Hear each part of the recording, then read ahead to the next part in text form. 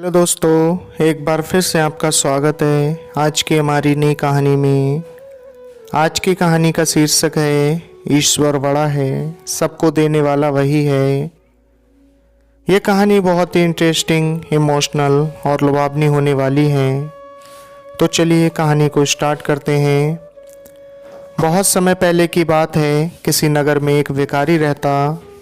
सुबह होते ही अपना चोगा और कमंडल तैयार करता तथा निकल पड़ता था अपनी भीख मांगने को। वह हर दरवाजे पर जाकर एक ही आवाज़ लगाता, देने वाला ईश्वर है, हम सब हैं उसकी संतान।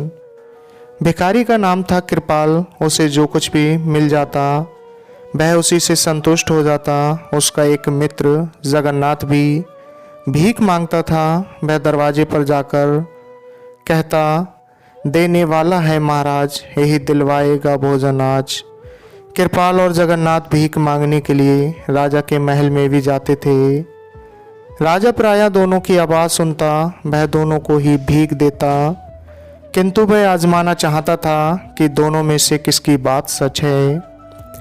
इंसान को सब कुछ देना ईश्वर के हाथ में है या महाराज के हाथ में। एक दिन महाराज ने एक तरकीब निकाली। उन्होंने एक बड़ा सा पपीता लिया, उसका एक टुकड़ा काटकर उसके भीतर सोने के सिक्के भर दिए, टुकड़े को ज्यों का त्यों जोड़ दिया। तभी कृपाल भीख मांगने आ पहुंचा। राजा ने उसे दाल चावल दिलवाकर विदा किया। जगन्नाथ खंजड़ी बजाता आया और हाक लगाई, देने वाला है महाराज, वही दिलवाएगा भोजन आज। महाराज ने सिक्कों से भरा हुआ वह पपीता उसके हवाले कर दिया। जगन्नाथ ने वह पपीता 2 आने में एक सब्जी वाले की दुकान पर बेच दिया। मिले हुए पैसों से उसने भोजन का जुगाड़ कर लिया।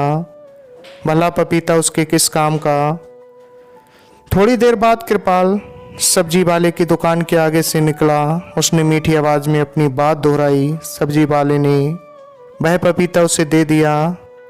कृपाल उसे दुआएं देता हुआ घर लौट आया।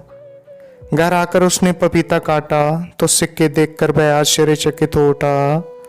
उसने तुरंत सिक्के उठाए और सब्जी वाले के पास पहुंच गया। उसके सिक्के देकर कहा, भाई ये तुम्हारे पपीते में से निकले हैं, इन पैसों से मेरा कोई लेना देना नहीं है। सब्जी वाला भी ईमानदार था। वह बोला, पपीता तो मुझे जगन्नाथ बेच गया था, तब तो ये सिक्के भी उसी के होंगे।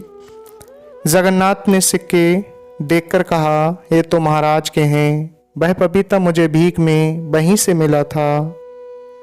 महाराज तीनों व्यक्तियों और सिक्कों को देखकर हैरान हो गए। सारी कहानी सुनकर उन्हें विश्वास हो गया कि इंसान को ईश्वर पर ही विश्वास करना चाहिए, वही सबको देने वाला है। राजा ने तीनों को यथा योग्य उपहार देकर विदा किया। हाँ, उसी दिन से कृपाल के साथ साथ जगन्नाथ भी कहने लगा, देने वाला ईश्वर है, हम सब हैं उसकी संतान। तो दोस्तों, बस इतनी सी थी ये कहानी आपको कैसी लगी कमेंट्स बॉक्स में अपनी राय ज़रूर साझा करें। बने रहें हमारे साथ इसी तरह एक से एक बेहतर कहानी सुनने के लिए। मिलते हैं फिर अगली वीडियो में एक नई कहानी लेकर। आपने अपना कीमती वक्त दिया, तब तक के लिए धन्यवाद।